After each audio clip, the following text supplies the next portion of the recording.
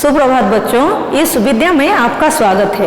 हम मालवीय जी के द्वारा रचित, निरंजन मालवीय जी के द्वारा रचित वैज्ञानिक चेतना के वाहक चंद्रशेखर वेंकट रमन के बारे में पढ़ रहे हैं। इस विषय में हमारे जो वैज्ञानिक है चंद्रशेखर वेंकट रमन जी, सीवी रमन के नाम से जो परिचित हैं, वे भारत के हम कह सकते हैं प्रथम नोबेल पुरस्कार विजेता है। और जो विषय के पहले भाग में उनके बाल्य जीवन के बारे में और उनकी शिक्षा के बारे में हमें सूचना दिया गया है।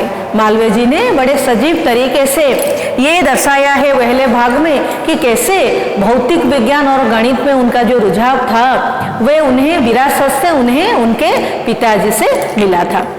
उस समय शोध कार्य को पूरी तरह से अपने जीवन में कैरियर के रूप में लेने के लिए ऐसा कोई सुअवसर नहीं था। इसीलिए हमारे जो रमन जी हैं, वे अपने जीवन की पहली शुरुआत उन्होंने सरकारी, वे एक मेधावी छात्र थे, इसीलिए वे सरकारी भारत सरकार के अर्थ विभाग में वे नियुक्ति उन्हें मिली थी और उनकी तैनाती कलकत्ता में हुई थी। सरकारी नौकरी में सुबह से लेकर शाम तक काम करने के बावजूद उनके अंदर जो वैज्ञानिक जिज्ञासाएं थी उसको लेके उसको पूरा करने के लिए, शोध कार्य करने के लिए वे जो बहू बाजार में, कलकत्ता के जो बहू बाजार में एक छोटा सा आपका प्रयोगशाला था, वहाँ पर काम चलाऊ उपकरणों के माध्यम से वे हमेशा अपने अनुसंधान किया करते थे। उसी समय भारतीय वाद्य यंत्र और विदेशी वाद्य यंत्रों में क्या अंतर है, ये वाद्य यंत्र कैसे काम करते हैं, उनके इस विषय में उनकी रुचि बड़ी उनकी रुचि उस विषय में आने लगी और वे दिखाना चाहते थे कि भारतीय वाद्य यंत्र किसी भी प्रकार से विदेशी वाद्य यंत्रों से कम नहीं है। उसी दौरान उन्होंने वाद्य यंत्रों के बारे में अनुसंधान करते हुए भारतीय वाद्य यंत्र जैसे तानपुरा, बीना आदि और विदेशी वाद्य यंत्र चेलो, पियानो आदि के कैसे इनमें से ध्वनि तरंग के माध्यम से आवाजें निकलती हैं, ध्वनि निकलती हैं, उसको उन्होंने अनुसंधान के रूप में लिया था।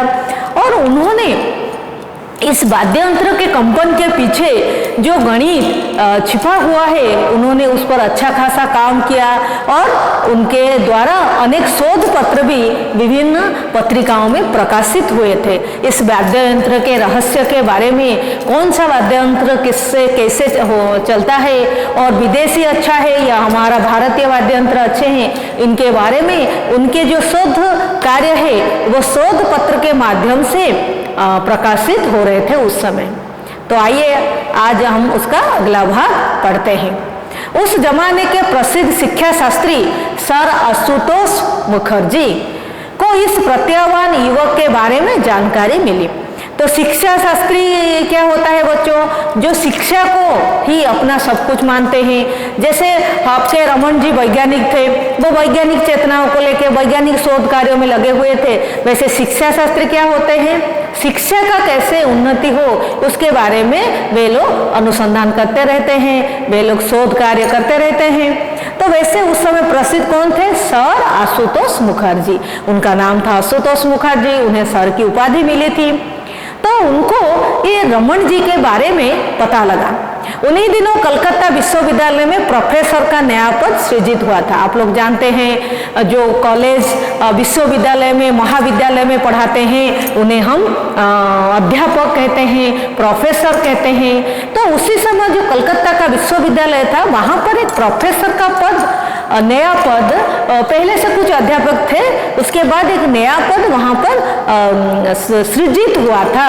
सृजित हुआ था का मतलब क्या है? सृष्टि हुआ था, नए तरीके से एक पद तैयार हुआ था। मुखर्जी महोदय ने रमन के समक्ष प्रस्ताव रखा कि सरकारी नौकरी छोड़कर कलकत्ता विश्वविद्यालय में प्रोफेसर का पद स्वीकार कर ले। स्वीकार कर ले मतलब अपना ले, ग्रहण कर ले। तो उनका ये प्रस्ताव था, उन्होंने रमन जी को ये सुझाव दिया था। किसने दिया था? सर आशुतोष मुखर्जी ने रमन जी को यह प्रस्ताव दिया कि वे उनकी जो विज्ञान के प्रति जो रुचि है, वो जो शोध कार्य हमेशा करना चाहते हैं, हर एक चीज में जो छिपे हुए रहस्य को वो सबके सामने लाना चाहते थे। तो इसलिए उन्होंने उन्हें ये प्रस्ताव दिया कि वो जो कलकत्ता विश्वविद्यालय में जो नया प्रोफेसर का पद तैयार किया गया है, वे उन्हें स्वीकार कर ले। रमन के लिए यह कठिन निर्णय था, क्योंकि आप जानते हैं उस जमाने के हिसाब से जो प्रोफेसर जो थे उनके भी जो हम कह सकते हैं पगार था बहुत ही कम था। तो लेकिन ये जो सरकारी भारतीय सरकार के विभाग में, जो वित्त विभाग में वे तैनाती उनकी हुई थी, वहाँ पर वे एक प्रतिष्ठित सरकारी पद पर मौजूद थे। उसके साथ उनकी तनख्वाह और अनेक सुविधाएं भी बहुत जुड़ी हुई थी। तो उन्हीं नौकरी करते हुए उन्हें 10 वर्ष भी बीत चुके थे और ऐसी हालत में सरकारी नौकरी को छोड़कर कम वेतन और कम सुविधाओं वाले विश्वविद्यालयों में नौकरी का फैसला करना बड़ा हिम्मत का काम था। तो आप जैसे जानते हैं कि उन्हें ऐसा कोई मौका नहीं मिला था शोध कार्य करने के लिए, या फिर उनके लिए जो जीने के लिए मनुष्य को चाहिए, जो तनख्वाह चाहिए, सरकारी पद चाहिए, सारी सुविधाएं चाहिए, उसके कारण उन्होंने ये वित्त विभाग में उन्होंने नियुक्ति कर ली थी। तो उन्होंने, उनके लिए ये बड़ी मुश्किल थी, ये निर्णय करना, ये फैसला लेना बड़ा ही मुश्किल था कि जो वो 10 साल से जो वित्त विभाग में नौकरी कर रहे थे, वहाँ पर उन्हें अच्छी तनख्वाह मिल रही थी और उन्हें सारे वो सुविधाएं मिल रही थी सरकार की तरफ से, और ये जो प्रोफेसर की पद थी वहाँ पर उन्हें कम वेतन मिलने वाला था, कम सुविधाएं मिलने वाली थी। इसलिए उन्हें थोड़ा मुश्किल हुआ कि ये फैसला करने के लिए कि वो सरकारी नौकरी छोड़कर प्रोफेसर का पद ले या ना ले। रमन सरकारी नौकरी की सुख सुविधाओं को छोड़ सन 1917 में, आपको ये सारे जो साल हैं इन्हें याद करने, कौन से साल में उन्होंने क्या किया था, कब उन्होंने समुद्र यात्रा की थी, कब उन्होंने सरकारी नौकरी में नियुक्ति उनकी हुई थी, कब उन्होंने प्रोफेसर की पद को अपनाया था, ये सारे आपको याद रखने हैं। तो उन्होंने क्या किया, वो तो हमेशा सरस्वती की पूजा करना चाहती थी, उनकी साधना करनी चाहती थी। वे, उन्हें तो कभी भी लक्ष्मी जी का मतलब धन का कोई मोह नहीं था। वो तो अपने अंदर जो वैज्ञानिक जिज्ञासाएं हैं उन्हें पूरा करना चाहते थे, उनके लिए शोध कार्य करना चाहते हैं। तो आप ही सोचिए उन्होंने क्या क्या होगा। उन्होंने सारे जो इतनी बड़ी तनख्वाह थी और सारी सुविधाएं थी उन्हें छोड़कर उन्होंने सन 1917 में कलकत्ता विश्वविद्यालय में प्रोफेसर के पद में आ गए। उनके लिए सरस्वती की साधना सरकारी सुख सुविधाओं को कहीं अधिक महत्वपूर्ण थी। कलकत्ता विश्वविद्यालय के शैक्षणिक माहौल में वे अपना पूरा समय अध्ययन, अध्यापन और शोध में बिताने लगे। तो बच्चों देखिए, शैक्षणिक शिक्षा के साथ आपका यहाँ पर प्रत्यय का प्रयोग हुआ है, शैक्षणिक, और फिर क्या है, शिक्षा का यह यहाँ पर आपका विशेषण ये बन चुका है। तो माहौल, माहौल मतलब परिवेश है, कैसा माहौल, शैक्षणिक माहौल, जहाँ पर सिर्फ शिक्षा को ही पूजा जाता था, शिक्षा को ही सबसे अच्छा माना जाता था। इसीलिए कैसा परिवेश था, शैक्षणिक परिवेश था।